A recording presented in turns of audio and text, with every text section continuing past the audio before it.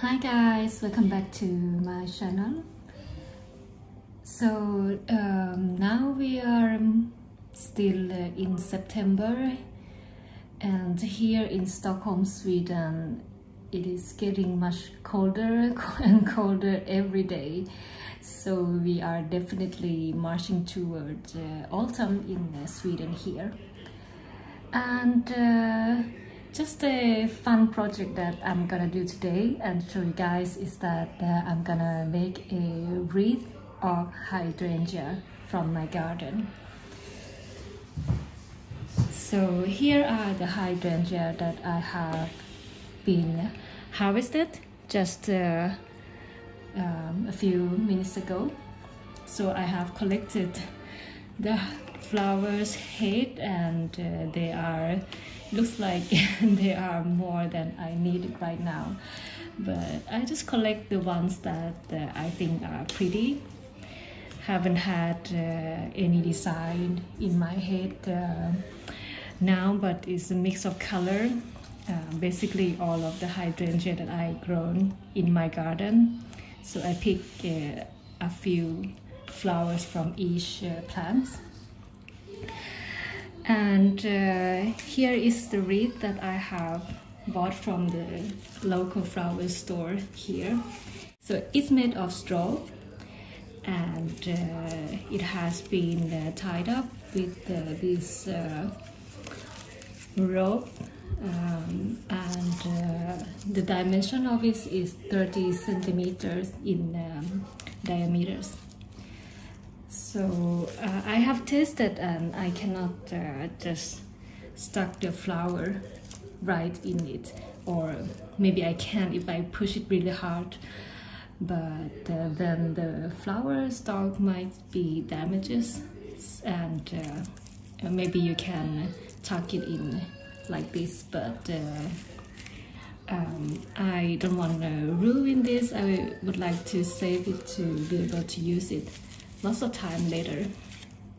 So I'm gonna use a wire that is green, and this one is especially good because you can secure the flower on the wreath right away. So once you tie it around the wreath, it will put the flower in place. And then I have some wire cutter, and then also the flower cutter. And then I got this satin-like ribbon that I have saved from before, that I'm gonna use to hang the wreath. Something like this. It's some cute bow tie around it. So I'm gonna hang it on the front door of our house. So let me show you the hydrangea that I got here in the tray. So this first one, this is so beautiful. The color is deep burgundy, and this kind of hydrangea is called ruby red. It's also in the series magical hydrangea. It means that it can shift lots of color. So I'm not sure about that, because all of my hydrangea can shift in color throughout the year, so it's not just this. But anyway, so this is really beautiful. It's deep red, and I grow these in pots, so I don't have so big bush yet. It only have been in the pot for the second year, so I have just cut only 2 of these so I can save lots of them in the pot to look at. Oh, this is also ruby red, but this one has turned a bit more like grayish, so this bloom is older than this. Then I have this is the original hydrangea that has been blue in summer, but now it has turned a bit green and purple, mixed in color. and they are quite small in flowers, so I cut those. This one too. This one is also the original hydrangea, but this is the big head, bloom head. It has a bit of brown, has been burned by the sun, but I think it's cute anyway, so never mind on that. Then I have strawberry, no, this one is vanilla strawberry. So it's really pretty. It's so pity, such a pity that it has been burned on the other side, but one can use it like this and you can show only the beautiful side on the wreath. Also vanilla strawberry. Then I have also some of dahlia. This is not going to go to the wreath, but I cut it at the same time. This is also so pretty. Cut it one rose. Yeah, these are also the original hydrangea. So I don't have lots of hydrangea yet. I actually have 2 more that I haven't cut today because they haven't flowered so much. This one is limelight. I don't know, the bloom haze is not so big in my yard. Not as the first year when I purchased from the nursery. That was when the bloom was the most beautiful actually. So I don't know if it was a wrong spot to plant my shrub. But anyway, it's alive, so I'm glad for that, and it has produced some bloom even though they are quite small. And as you see, it has also been burned on the other side, so I guess it has received full or sufficient with the sun. But yeah, I still love the color, can't complain on that. So I'm just gonna choose the flower that I want to use for this time, and then let's make the wreath together.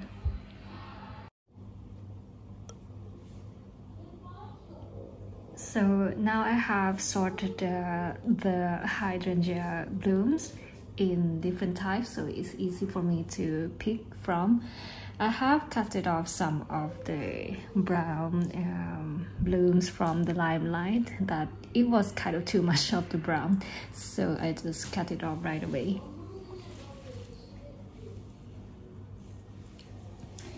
So I have also tied the ribbon first, so it's easy for me to like locate the flower in the way that I want.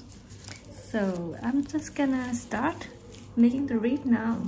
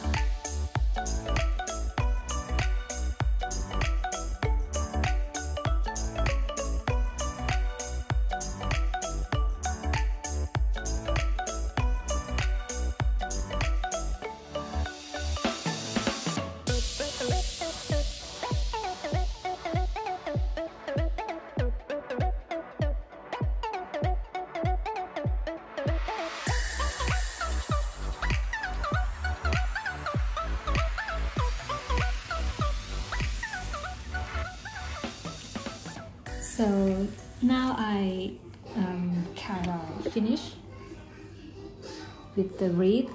It's a very beautiful mix of the color, and if you feel like the whole wreath is like unbalanced in somewhere, you can adjust the flower height by put it in slightly.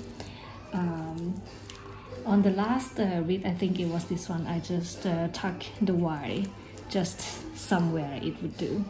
So now I feel like there is a hole in here, so I'm gonna use this piece of limelight to tuck it inside, and I think it will be complete.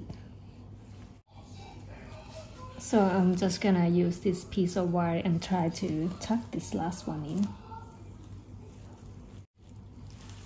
Yeah, like this. And guess what? I ended up use all of the hydrangea. So it's a wonderful process and a fun thing to make in fall.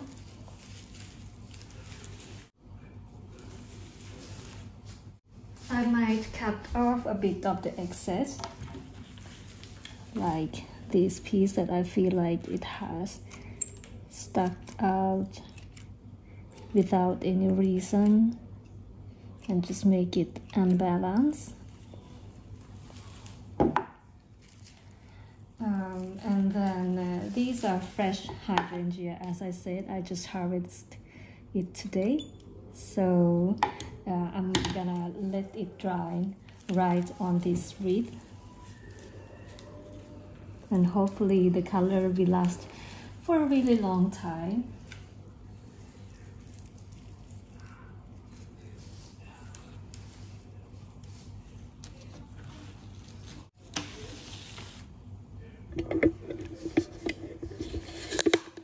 So now I have finished my wreath, and hope you get a wonderful inspiration. I hope this can inspire you to make some fun things with the hydrangea. It doesn't have to be a wreath, but maybe you can arrange it in some other way. So thank you for watching today, and hope you all enjoy the autumn. See you next time. Bye.